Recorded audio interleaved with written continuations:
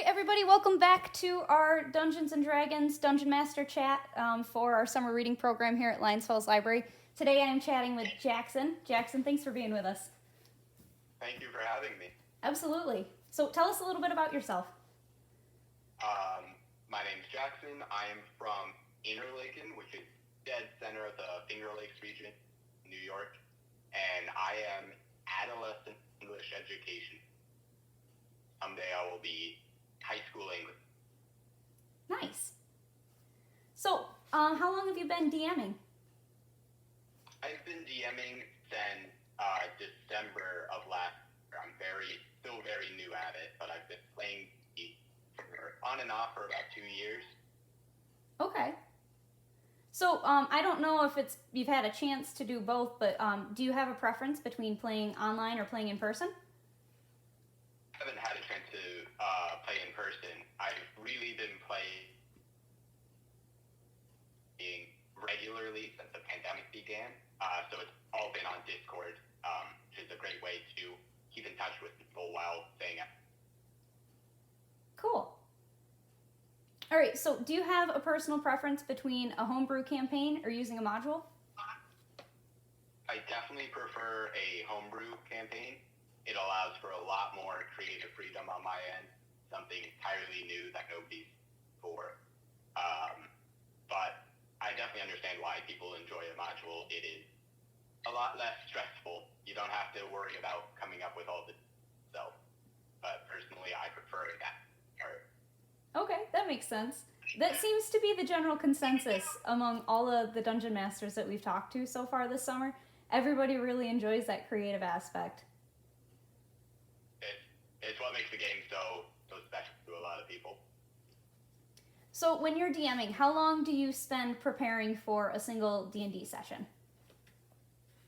Usually about a week, unless I know something very major is going to be happening in the next session. Then I take 2 weeks if it's going to be a big thing going on, but regularly only about a week. Cool. How strict are you with the rules for your campaign? I don't think I'm that strict with the rules. There are rules I follow to run easier, but if a player wants to try something very different that the rules don't talk about, I try to find a way that we can make it. If it's a very cool idea, generally I'll see what I get that. Okay. So do you find that you need to adapt your strategy mid-campaign very frequently? Not majorly. There are sometimes my players make one decision, I expected them another, so I have to figure out a way to get them back on the right path. But that's minor change every session. To change an entire campaign, that's really only happened once. A player died when I wasn't expecting them to, and I had big plans for them later on that I had to rewrite. But so adapt a strategy mid-campaign for the campaign only once for me, but mid-session I've had to do almost every time I've played. All right. It's a lot of thinking on your feet. Oh yeah, definitely. So what is your favorite part of DMing? My favorite part of DMing, I definitely love when my players react to something I'm doing.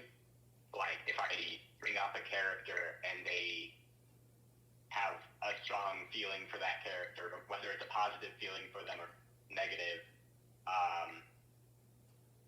it means I know that I'm getting through to my players and they are involved in what's going on. If I bring somebody up and they're like, oh, I know him, I like that character, then I know they enjoy what I'm doing. They are so involved there. Okay. What do you find most frustrating about being a dungeon master? I really don't like combat playing online, at least, because it's very hard to visualize going on, so many moving parts in combat. So it's very hard to keep sure it would be easier, but it's very frustrating. I can see that. Again, lots of different things to keep track of. I have never played D&D myself, but in talking to all these different dungeon masters, I'm realizing how much detail goes into a single session, and it blows my mind. It sounds like the greatest fantasy novel that you could never predict. Yeah, I gave my players a chance to research some stuff going on in the world. I prepared almost everything I could think of that they would ask about, and they asked the one question that I didn't every time. Oh, I gotta have those details worked out too. I gotta really think out every detail today. So, do you think that there are any skills that DMing has helped you develop? DMing has helped me with public speaking a lot, talking to people, telling a story that I think they will enjoy. And with a homebrew campaign like what I'm doing, I'm putting all the work in, like I mentioned before. It is, DMing has helped me learn how to present my work to people and receive feedback on that work without being scared about being judged. Because everybody's going to react different how I'm building this world. But that helps me adapt and make things better for everyone. Neat. So, can you give us an example of one of your favorite moments from one of your previous campaigns? One of my favorite moments didn't come when I was DMing. It came playing. Our party, we had objects that the Queen of the Fairies really wants, very powerful object. And my character made a deal with. They would give us this stuff, and I would leave the object in the world of fairies. Queen accepted, gave us the object, and asked for the object that she wanted. I denied that, saying I didn't say I would leave it with you. I said I would leave it somewhere in the world. Which the specific wording is very is something that the fairies and in a lot of folklore use to trick me.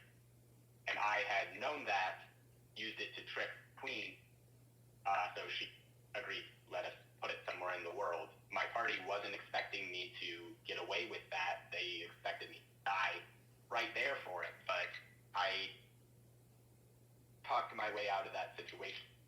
And I was very proud that I had outsmarted our DM with that. That was one of my favorite moments, to be able to think a few steps ahead and change the way things are going for our DM, which is what my players do to me. That's fantastic. Oh yeah, it was a lot of fun to do. Awesome. Well, thank you for chatting with us. Is there anything or any advice that you'd like to give, people that, like myself, that don't play D&D yet, or people that are looking to maybe start dungeon mastering if they're just a player? What I would say is just find something you're interested in for DM.